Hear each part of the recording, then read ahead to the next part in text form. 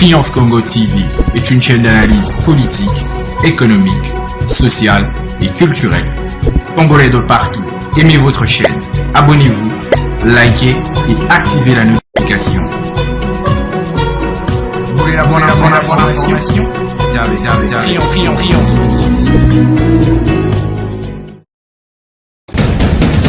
La République démocratique du Congo, c'est le plus grand pays d'Afrique centrale.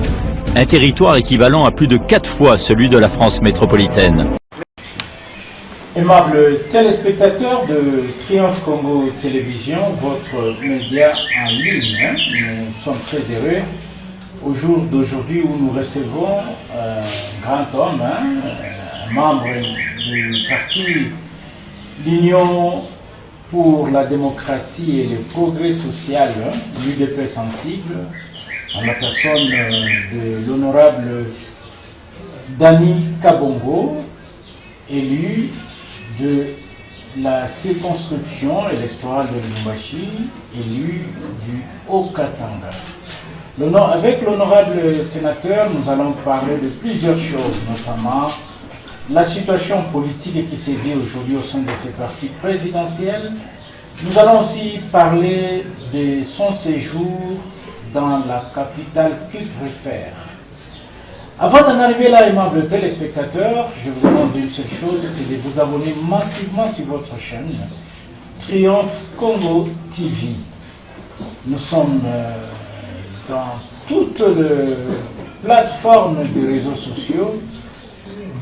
Nous sommes sur WhatsApp, nous sommes également sur TikTok. Et alors, aimables téléspectateurs, l'honneur m'est venu de recevoir pour vous mon invité, qui n'est autre que l'honorable sénateur Dani Kabongo. Honorable sénateur, bonjour. Bonjour. Honorable, vous êtes à Lubumbashi, comment vous avez trouvé la ville? Oui, merci beaucoup. Mon arrivée à Lubumbashi, j'ai trouvé que la situation est catastrophique. Parce qu'il y a un temps où l'aspect sécuritaire était quand même stable. Mais depuis les samedis que je suis là, il y a un système qu'on a décrit autrefois sur le plan sécuritaire, qui fait encore jour, où on tue les Congolaises et Congolais, on les met, sont mis dans des sacs. Et donc c'est une situation que je suis en train de déplorer à mon retour. Voilà, vous déplorez cette situation, ça c'est sur le plan sécuritaire. Et sur le plan social, comment vous avez trouvé la ville de Lubumbashi après les différentes mesures prises par le maire de la ville, Madame Josie Tunda? Oui, j'ai pu féliciter Madame le maire sur l'aspect de la propreté, parce que j'ai trouvé que notre ville est en train de revêtir de sa plus belle robe. Sur ce point-là, elle mérite quand même des félicitations. Voilà, des félicitations. On vous a vu, vous êtes directement arrivé, c'était le week-end dernier. Vous vous êtes adressé aux combattants et combattantes, où nous avons vu, vous vous êtes attaqué à votre collègue, sénateur à vie, de messages un peu comme ça. Qu'est-ce qui est derrière ça? Je voulais fixer l'opinion tant nationale qu'internationale que nous ne sommes pas là pour attaquer les individus. Mais des fois nous sommes là pour dire la vérité parce que notre population mérite quand même l'information dans des bouches qu'il faut. Vous savez, il n'y a pas 3 semaines, le président de la République démocratique du Congo, Félix Antoine Tshisekedi, dans un point de presse à Bruxelles, il a dénoncé la même chose. Le rôle que joue maintenant même là l'ex-président de la République démocratique du Congo, Joseph Kabila, au lieu qu'il joue un rôle d'un sage pour contribuer au développement de notre pays qu'il a dirigé pendant 18 ans. Et aujourd'hui, il joue un rôle pour déstabiliser les mêmes pays qu'il a dirigés. Donc il n'y a pas quelque chose que moi j'ai ajouté, si ce n'est que relier les mêmes messages du président de la République. Voilà, vous avez relayé le message du président de la République, mais on a vu aussi, vous avez lancé un message au gouverneur de province. Oui, les messages adressés à notre frère Jacques Yaboula, qui dirige actuellement la province du Haut-Katanga, c'est dans l'essence de l'aider pour que la situation sociale, économique et aussi sécuritaire puisse s'améliorer. Nous sommes en train de décrier l'aspect sécuritaire. Tout ça, c'est parce que la gestion de la province n'est pas au top. Vous savez, quand la population ne fait pas confiance aux dirigeants, ça crée l'insécurité sur tous les plans, sur tous les niveaux. C'est pourquoi moi j'ai lancé un message à notre gouverneur, parce qu'il est gouverneur jusqu'à maintenant, il est encore gouverneur du Haut-Katanga. J'ai lancé un message pour qu'il puisse améliorer sa façon de gérer les choses, sa façon de gérer les politiques et aussi la population, pour que la province aille de l'avant. Vous parlez de la façon de gérer la politique. Qu'est-ce qui est derrière ça? Qu'est-ce que vous voulez concrètement dire? Parce que plusieurs personnes ne vous ont pas bien entendu. Vous savez, Paulin Moussonfo, vous êtes un grand messier sur les plans médiatiques dans cette ville. Au moins les nouveaux venus ne vous connaissent pas. C'est pour la première fois que le Haut-Katanga traverse un moment de crise où les fonctionnaires ne sont pas payés. Aujourd'hui, par rapport aux années passées, vous allez voir un sac de la farine coûte combien? C'est environ 50 000 francs. C'est quelque chose d'inacceptable. Et les mamans, les huissiers du gouvernorat touchent combien pour qu'un sac puisse revenir à 50 000 francs? Et aujourd'hui, nous comptons 4 mois d'impayement. Que ces mamans-là qui souffrent, qui torchonnent le gouvernorat, ne sont pas payées. Nous sommes à quelques jours de la rentrée scolaire et ces mamans-là viennent à nous. Parce que c'est l'IDPS qui dirige. Vous savez, tout ce que le gouverneur Jacques Yaboula fait faire aujourd'hui, ça ne sera pas lui qui sera vie, mais on va voir Félix Tshisekedi. Mais nous, comme les gardiens du temple, nous, comme les élus des élus du peuple, nous sommes là pour dire non là où les choses ne marchent pas. Les Hauts-Katanga ne méritent pas cet état des choses, les impayements. Vous partez dans des provinces pauvres qui se débrouillent comme Tanganyika, vous allez voir, il n'y a pas les arriérés des salaires. Dans des provinces comme les Olomami, où il n'y a même pas de sociétés minières, vous trouvez que ces gens-là sont payés à la fin de chaque mois. Notre voisin Lualaba, vous allez trouver, tout le monde parle du dialogue. Parmi les provinces phares de ces pays, il y a les Haut-Katanga, il y a aussi les Lualaba. Mais pourquoi seulement les Haut-Katanga ne payent pas les gens? Donc la gestion de la province pose vraiment des problèmes. Voilà la gestion de la province, honorable, vous l'avez vous-même constaté en tant que sénateur. Vous avez aussi cherché à faire corriger ça en envoyant un message pathétique au gouverneur de province. Mais maintenant que nous changeons un peu de chapitre, honorable sénateur, il y a le problème au sein du parti, parce que vous avez dit que vous êtes du parti présidentiel, mais là, il se pose aussi un autre problème, c'est les désordres qu'on enregistre au sein de ces partis présidentiels, où il y a d'un côté le CDP qui chasse, qui ne reconnaît pas le secrétaire général Augustin Kabouya, et de l'autre côté il y a Kabouya qui ne veut pas partir. Que dites-vous par rapport à tout ça? Merci beaucoup. C'est une fois encore de plus que je profite pour dire merci à tous les combattants qui ont compris que les choses au sein de notre parti ne marchent pas. Et on doit redéfinir les choses pour garantir l'avenir de notre patrimoine qui est IDPS. Je suis l'un de ces membres-là, de la commission permanente démocratique du parti. Et je suis parmi ceux-là qui ont dit non à notre ex-secrétaire général Christian Kabouya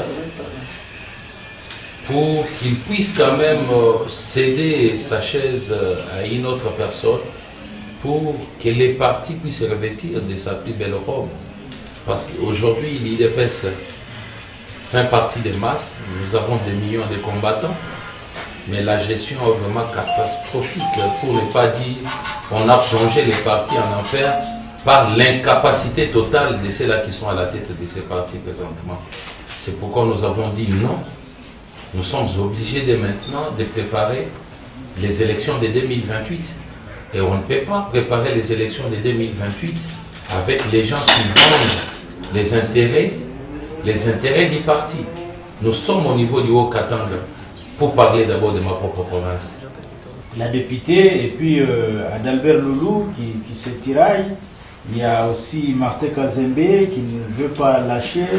Il y a Jean-Marie Lumbu qui a beaucoup de problèmes avec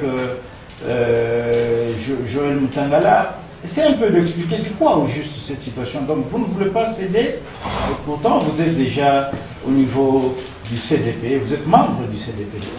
Vous savez, mon frère, la question de notre fédération, que moi-même je dirige, Mumbashide, à un certain moment je me pose des questions. À qui profitent les dédoublements des fédérations?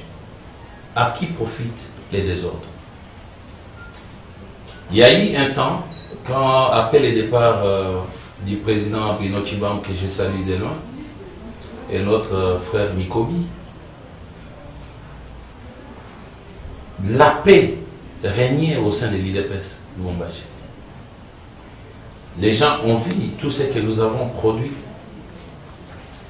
aux élections de 2023. Ils sont mécontents de voir un parti comme l'IDPS produire 10 députés au niveau du Haut-Katanga. Ils sont en train d'utiliser les faits pour distraire les combattants et perdre cette force et cet élan défini il y a quelque temps. Nous avons honorable Michel Kaboué comme président fédéral de Lubumbashi 3 et Martin aussi Kazembe qui dirige la fédération de Lubumbashi 1 et moi qui vous parle comme président de Lubumbashi 2. Kazembe est devenu vice-gouverneur avant moi. Mais on n'a pas parlé vraiment de l'intérim de Kazembe. Le président Michel a été élu avant moi. On n'a pas parlé de l'intérim du président Michel. Parce qu'il a été aussi élu comme président de l'Assemblée. Mais pourquoi lui ne pouvait pas céder l'intérim d'une manière définitive? Pourquoi c'est seulement Lubumbashi 2? Il y a quelques dirigeants en perte de vitesse au niveau du Haut-Katanga qui veulent prendre l'IDPS en otage. Mais Lubumbashi 2 aujourd'hui devient un avocat pour cette province, pour notre parti. On ne peut pas, même quand on laisse l'intérim, c'est comme un père, quand le père voit qu'il est en train de mourir, il peut laisser l'intérim même à un cadet s'il est responsable. On ne peut pas laisser l'héritage de la famille, même si tu es né de la famille, mais tu es troubadour, tu es ivrogne, mais le père peut choisir quelqu'un qu'il faut pour que la famille aille de l'avant. Aujourd'hui, notre ami frère Loulou, qui a créé beaucoup de problèmes ici, qui a tribalisé même la politique de la province et du parti pour dire que les Kassaïens n'aiment pas les Katangais qui adhèrent à l'IDPS.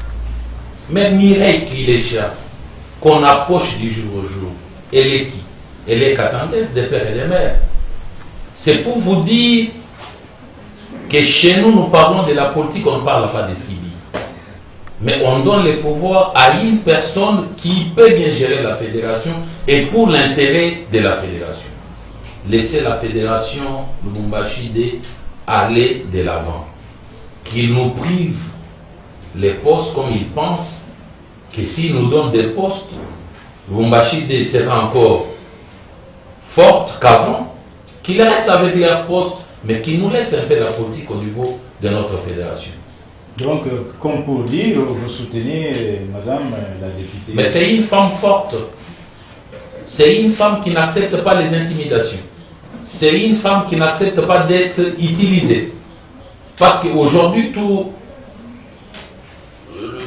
Excusez-moi les termes, je ne voulais pas parler des individus. Nos amis de la province cherchent à prendre tous les enfants de l'IDPS dans leurs poches. Mais Génie Tcham a dit niet. Non. Moi, c'est l'intérêt de l'IDPS ou rien. C'est pourquoi, M. Paulin, hier, Danica Bongo était un obstacle pour la province. Mais aujourd'hui, c'est Génie Tcham qui est obstacle pour la province. Allez-y comprendre pourquoi aujourd'hui Eugénie est considérée, devient tête à couper. Comment on peut faire tout un gouvernement provincial? On crée les gens qui adhèrent à l'IDPS pour leur donner les postes de l'IDPS. Dis-moi, qui est dans ce gouvernement-là provincial qui a habité avec nous? Dis-moi, qui est là au nom de l'IDPS qui mérite les noms IDPS dans ce gouvernement-là? J'ai vu comment on a roulé même notre ami Thomas Lepad, qui était au Four au Moulin comme directeur de campagne, mais comme il est véritable IDPS, on l'a mis de côté. Je l'avais dit avant les élections que vous travaillez un métier qui n'a jamais été reconnaissant. Et il va te mettre de côté. Et aujourd'hui, c'est une chose faite. Thomas, là où il est, je pense qu'il manque le courage de le dire devant les micros, mais il plaît dans sa maison. Voilà, le message est passé, aimables téléspectateurs. Un mot pour finir avec notre entretien honorable. Le message que vous pouvez lancer à vos électeurs qui vous suivent en ce moment, après vous avoir été voté, maintenant vous êtes sur les rails. Et surtout, je voulais qu'on parle un peu du Sénat. Vous êtes au Sénat, il y a la présidence vient d'être installée de Samalou Kondé. On vous a vu courir de gauche à droite. Un mot par rapport à ça. Merci beaucoup, M. Paulin. Avant que je puisse dire un petit mot à nos électeurs, je voulais d'abord revenir sur l'affaire Bakata Katanga qui retourne encore à Kilo. La province est encore plongée dans les deuils parce qu'il y a eu plus de 6 morts la fois passée. Nous avons les services de renseignement et de sécurité dans cette ville. Comment on peut toujours tuer les gens et les services ne dénoncent pas? Comment on a tué les gens, on a mis les gens dans des sacs? Et les phénomènes retournent encore aujourd'hui.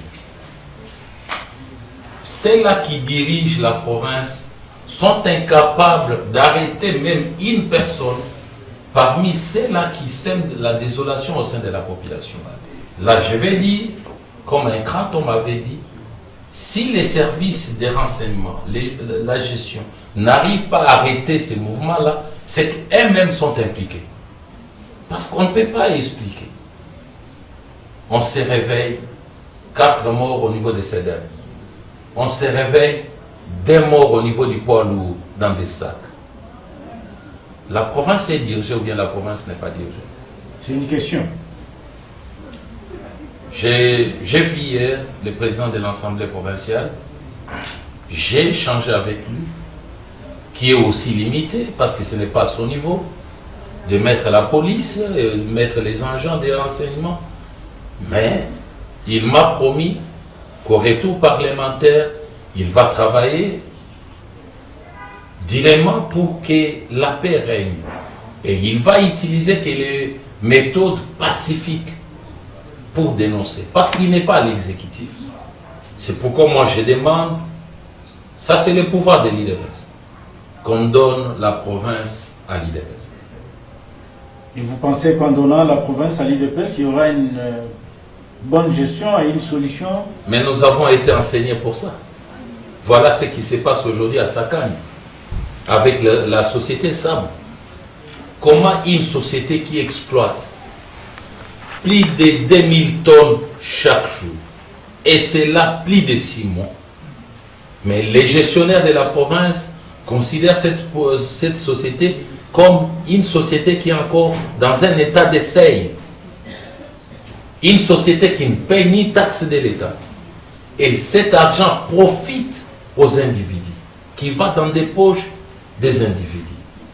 J'ai échangé avec les travailleurs de la société. Les paix des Congolais qui sont là, parce que c'est une société qui a pris plus de 60% des travailleurs qui sont zambiens. À qui profitent ces mafias bien organisées? Je pense que nous avons les données nécessaires. Nous allons les amener à Kinshasa pour que la population de Sakanya puisse se retrouver. Parce que la société est à Sakanya. Les premiers bénéficiaires de cette société devraient être notre peuple qui habite au niveau de Sakanya. Mais c'est les Zambiens. Oui, honorable, une dernière question avant de passer à votre message. Mais vous insistez beaucoup sur la gestion de l'UDPS à la tête de leur province, mais l'UDPS gère la province parce que le vice-gouverneur, c'est un membre effectif de l'UDPS. Bien sûr que oui, le vice-gouverneur, mon cher collègue comme président fédéral aussi, Martin Kazembe est de l'UDPS. Mais il devrait prendre un peu le temps pour apprendre la politique de l'UDPS. Il est arrivé, la chance a souri qu'il monte en puissance. Mais je pense qu'il ne se retrouve pas très bien parce qu'il ne définit pas bien notre politique. Il doit encore maîtriser les choses, être à côté des véritables combattants de l'UDPS pour l'aider là où les choses ne marchent pas. C'est notre frère, il est là, il aime l'UDPS, mais il a encore un temps d'apprendre. Et je ne voulais pas entendre, comme les gens le pensent, que Félix Tshisekedi n'aime pas les Katangais. C'est pourquoi c'était, pour moi, un sujet de vie ou de mort pour faire voir à tout le monde que la personne, peut-être que vous combattez dans les Noirs, n'est pas ce que vous pensez. Il raisonne la RDC, il raisonne les Congolais.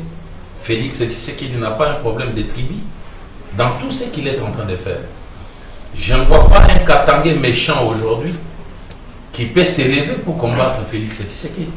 Parce que Félix Tshisekedi a tout donné aux Katangais. Il y a aujourd'hui les gens qui pensent que Félix Tshisekedi a un faible pour les Katanga. Et moi je pense que Félix Tshisekedi a adopté les Katanga comme sa province. Parce qu'il a tout donné aux Katangais. Et il ne doit rien aux Katangais. Aujourd'hui c'est les Katangais qui doivent à Félix Tshisekedi. C'est nous. Et pour faire voir à Félix Tshisekedi que nous l'aimons comme il nous a tout donné, on doit garantir la sécurité de cette province. On doit travailler pour que la situation s'améliore sociale de la population.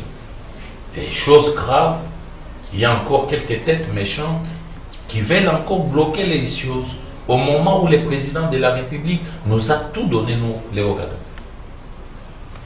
Voilà. Amables téléspectateurs, nous sommes arrivés à la fin de notre émission où nous avons eu le luxe de recevoir l'honorable sénateur Dani Kabongo, qui n'a pas caché toutes les zones d'ombre, hein, il a éclairé. À tous et à toutes, il ne me reste plus qu'à vous dire merci de nous avoir suivis. Triomphe Congo TV est une chaîne d'analyse politique, économique, sociale et culturelle.